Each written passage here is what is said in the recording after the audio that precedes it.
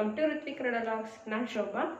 ಎಲ್ಲರೂ ಹೇಗಿದ್ದೀರಾ? ನಾನು ಚೆನ್ನಾಗಿದ್ದೀನಿ, ನೀವೆಲ್ಲರೂ ಚೆನ್ನಾಗಿದ್ದೀರಾ ಅಂತ ಭಾವಿಸ್ತಾ ವ್ಲಾಗ್ ಸ್ಟಾರ್ಟ್ ಮಾಡ್ತಾ ಇದ್ದೀನಿ. ನಾನು ಇವತ್ತು ರಾಮನವಮಿ ದಿನ ಈವ್ನಿಂಗ್ ವ್ಲಾಗ್ನ ಸ್ಟಾರ್ಟ್ ಮಾಡ್ತಾ ಇದ್ದೀನಿ. ಆದರೆ ಮಾರ್ನಿಂಗಿಂದ ವ್ಲಾಗ್ ಮಾಡಿದ್ದೀನಿ. ಸಮಸ್ತ ನಾಡಿನ ಜನತೆಗೂ ಸಹ ರಾಮನವಮಿ ಹಬ್ಬದ ಶುಭಾಶಯಗಳು. ಸಾರಿ ಲೇಟಾಗಿ ವಿಶ್ ಮಾಡ್ತಾ ಇದ್ದೀನಿ.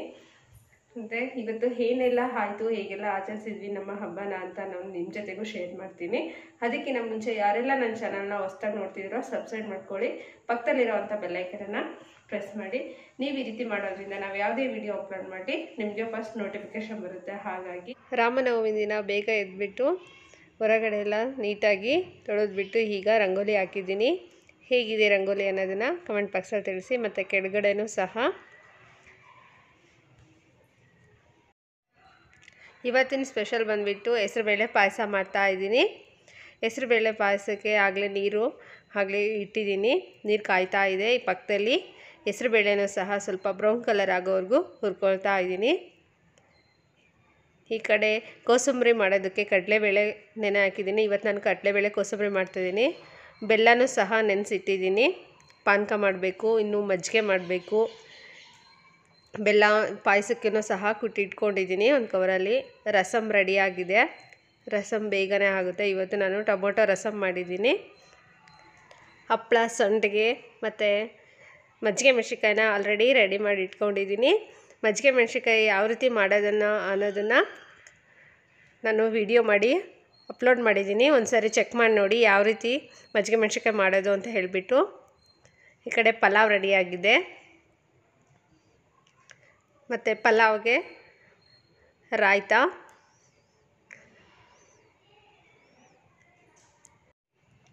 ಮಜ್ಜಿಗೆನೂ ರೆಡಿ ಮಾಡಿದೆ.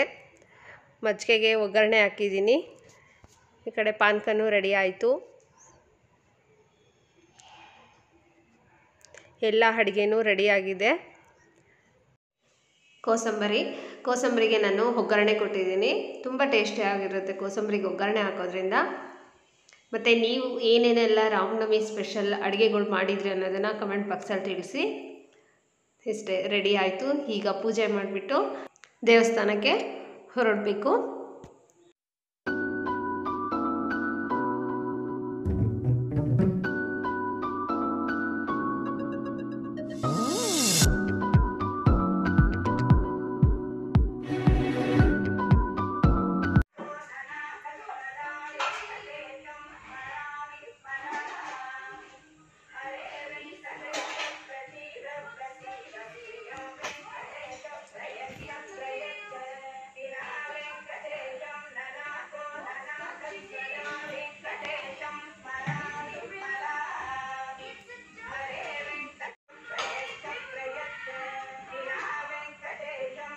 ನಾವು ಇಲ್ಲೇ ಹತ್ತಿರದಲ್ಲಿರುವಂತಹ ರಾಘವೇಂದ್ರ ಟೆಂಪಲ್ಸ್ಗೆ ಬಂದಿದ್ದೀವಿ. ತುಂಬ ದೊಡ್ಡದಾಗಿದೆ, ತುಂಬ ಚೆನ್ನಾಗೂ ಇದೆ.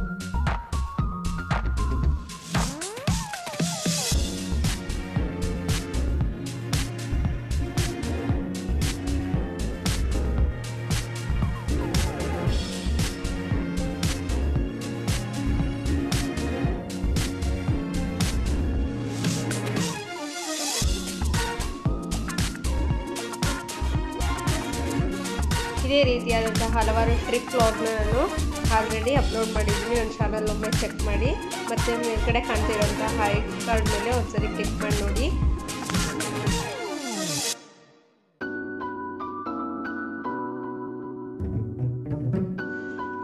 ಈಗ ನಾವು ಇಲ್ಲಿ ಫೋಟೋ ತಗೊಳ್ತಾ ಇದ್ದೀವಿ.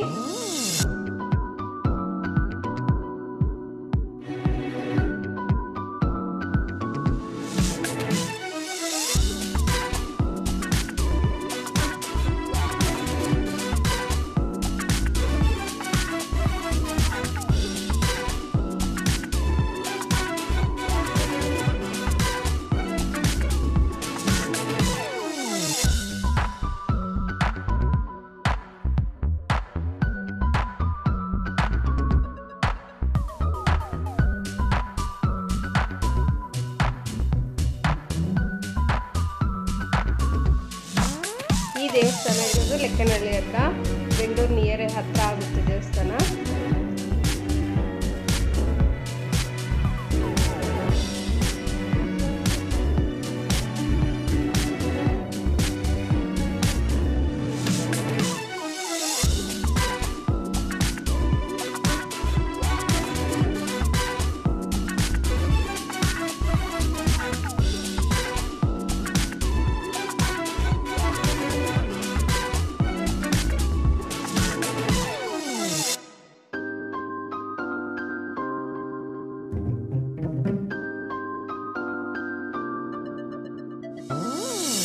ದೇವಸ್ಥಾನದ ಒಳಗಡೆನೆ ಸಹ ಗ್ರಂಥ ಭಂಡಾರ ಅಂತ ಹೇಳ್ಬಿಟ್ಟು ಶಾಪಿಂಗ್ ಥರ ಮಾಡಿದ್ದಾರೆ.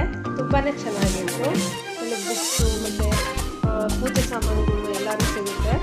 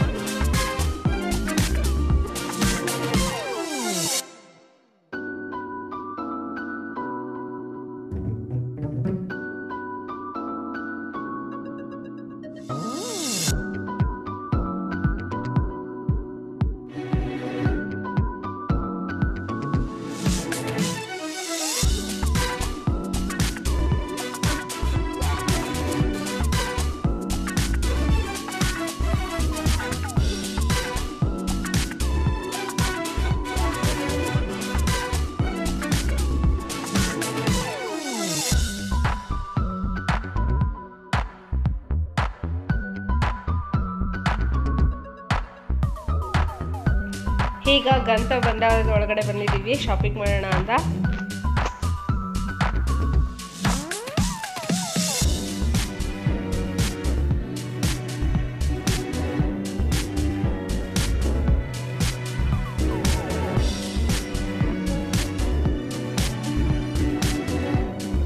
ಇಲ್ಲಿ ನೋಡಿ ಮುತ್ತಿನ ತೇರು ಮಾಡ್ತಿದ್ದಾರೆ,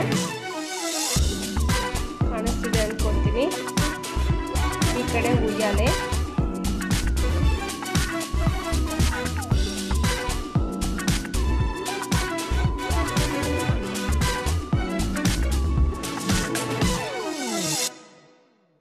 ದರ್ಶನ ಎಲ್ಲ ಆಯಿತು, ದೇವಸ್ಥಾನ ನೋಡಿದ್ದಾಯಿತು. ಮತ್ತು ನೆಕ್ಸ್ಟ್ ನಾವು ಸಾಯಿಬಾಬಾ ದೇವಸ್ಥಾನಕ್ಕೆ ಹೋಗ್ತಾ ಇದ್ದೀವಿ.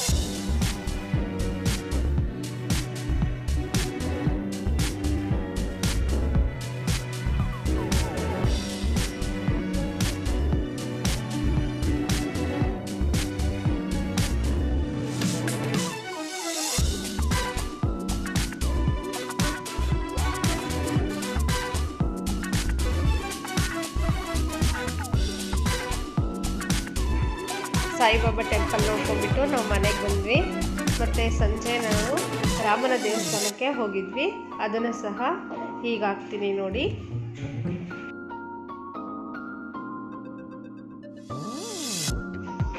ಇದೇ ರಾಮನ ದೇವಸ್ಥಾನ. ತುಂಬಾ ಚೆನ್ನಾಗಿದೆ ಈ ದೇವಸ್ಥಾನ ಕೂಡ. ಇಲ್ಲಿ ಸಂಜೆ ನಾವು 7 ಗಂಟೆಗೆ ಬಂದ್ವಿ. ಇದು ಮೊದಲಿಗೆ ಕಾಣ್ತಿರೋದು ಆಂಜನೇಯ ದೇವಸ್ಥಾನ. ಅಲಂಕಾರ ಎಲ್ಲ ತುಂಬ ಚೆನ್ನಾಗಿ ಮಾಡಿದ್ದಾರೆ.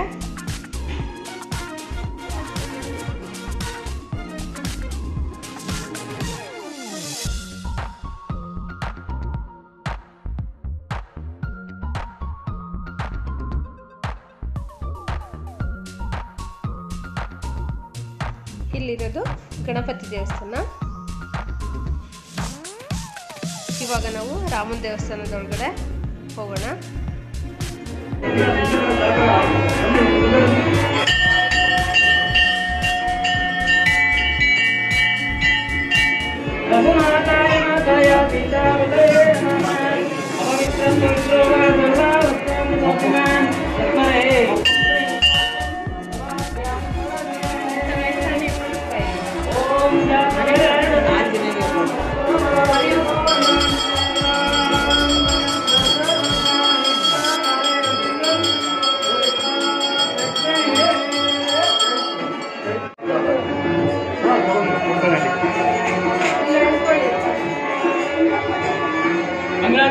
ಹೊರಗಡೆ ಹೋಗಿ ಬೇಗ